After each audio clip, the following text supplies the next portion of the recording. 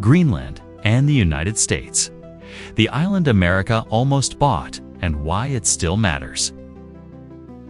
Most people think of Greenland as ice. A lot of ice, a few small towns, and not much else. But the United States has tried to buy Greenland more than once. And why does it still care today?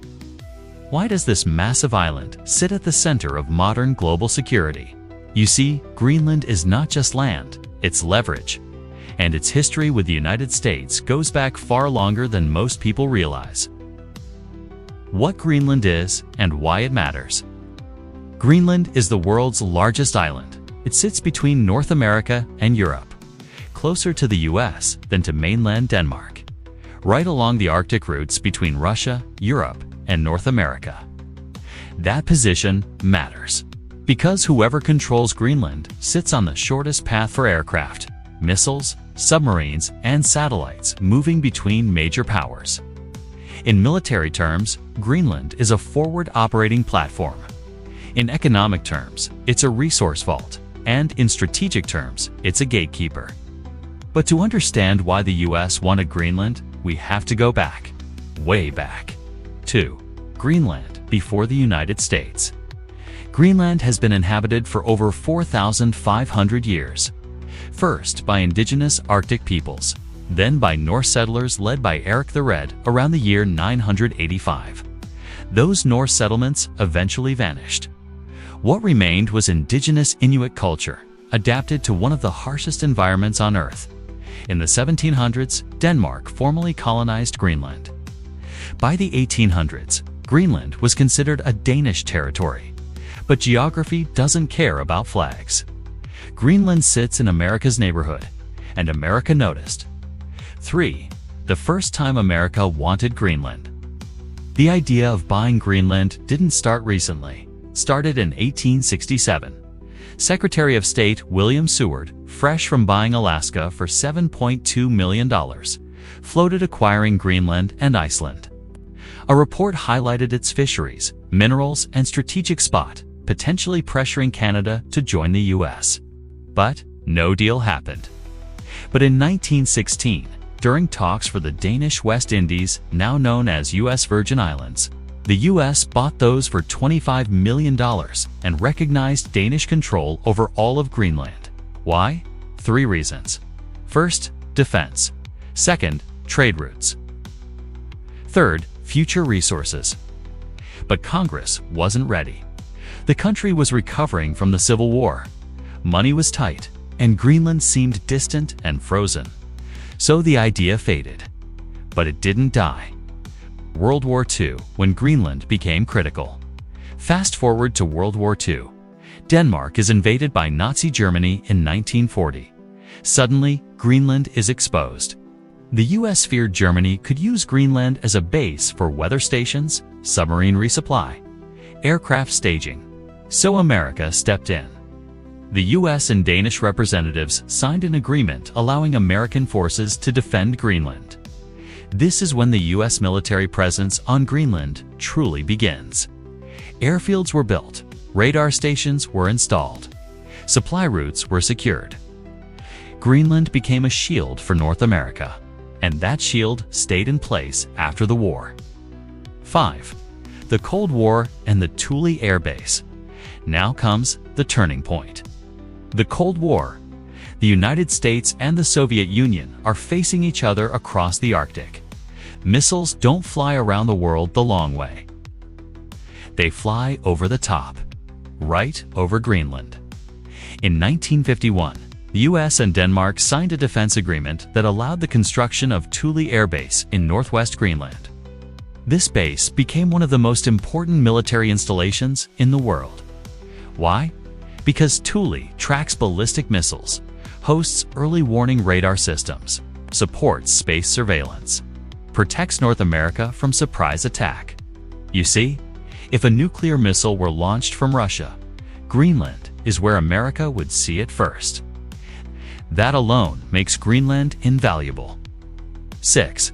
When America almost bought Greenland in 1946, here's what most people do not know. In 1946, the United States formally offered to buy Greenland. The offer was $100 million in gold. That's billions in today's dollars. This wasn't a joke. It wasn't casual. It was official. Why did the US want Greenland? Because the Cold War was beginning. The Arctic was becoming militarized. Greenland was essential to US defense. Denmark said no. But Denmark did agree to expanded US military access.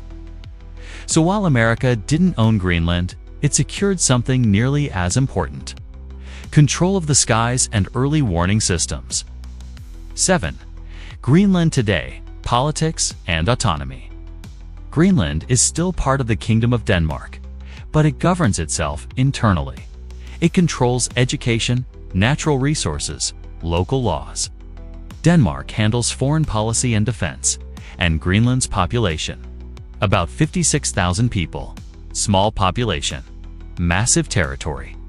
That imbalance matters, because Greenland sits on resources the world increasingly wants. 8. Why America cares now. So ask yourself, why does Greenland matter right now?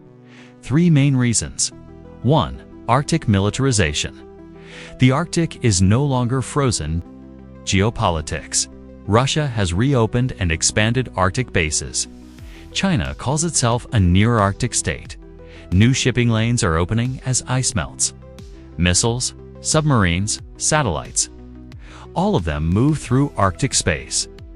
Greenland is the anchor point for US Arctic defense. Without it, America's northern shield weakens. 2. Missile warning and space control. Thule Air Base, now part of the US Space Force, tracks hypersonic missiles, ballistic missile launches, space objects, and satellites. Early detection means survival. Lose that advantage, and America loses critical reaction time. Seconds matter. 3. Critical minerals and resources. Greenland has rare earth elements: uranium, zinc, iron, oil, and gas potential. These materials power electronics, military systems, renewable energy, advanced weapons.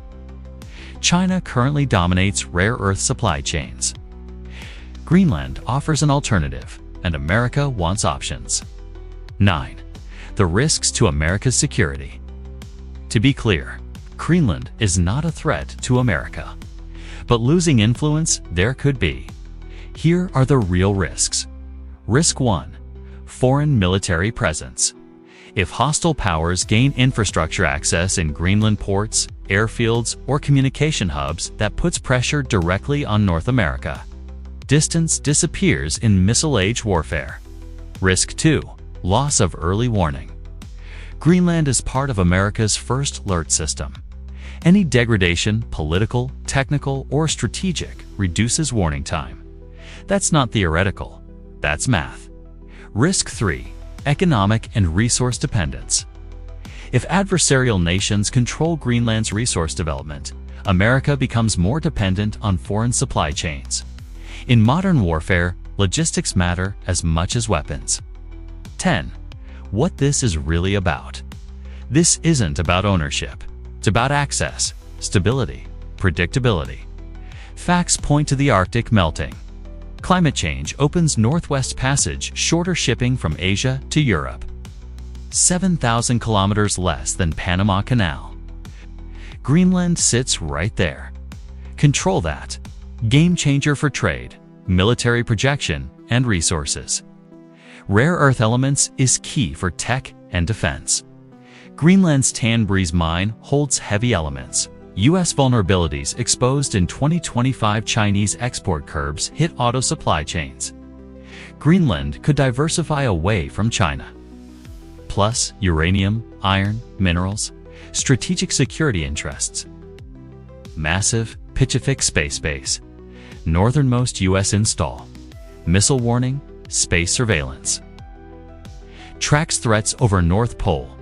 In World War II and Cold War, it countered invasions. Now, Arctic rivalry heats with Russia rebuilding bases. China eyeing routes.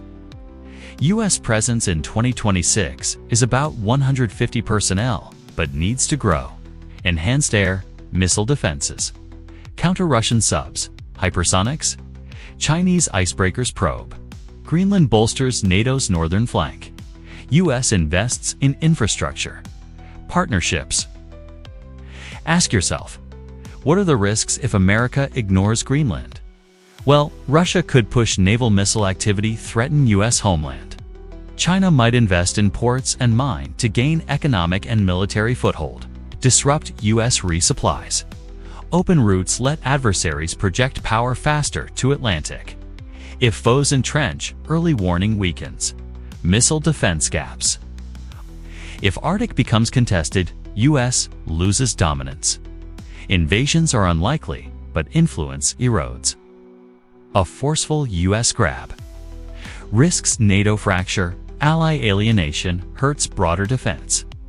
The US doesn't need to own Greenland to need it. What America wants is secure defense agreements, reliable partnerships, continued military access, stable Arctic governance. Greenland wants economic development, respect for autonomy, strategic balance. Denmark wants sovereignty respected, NATO stability, Arctic security. These interests overlap more than they conflict. The big picture. Why would the world's largest military care so deeply about a frozen island? Because Greenland isn't frozen in time. It's a crossroads, a shield, a sensor. And in a world where threats travel at hypersonic speed, location still matters, more than ever. Thanks so much for watching all the way through. If you enjoyed this video, don't forget to smash that like button. It really helps the channel grow. Drop a comment below and let me know what you think or what topics you'd like to see next. Also remember, sip and subscribe. The button is down there, and ring the notification bell so you never miss out on new content. Stay awesome, stay hydrated, and I'll catch you in the next one.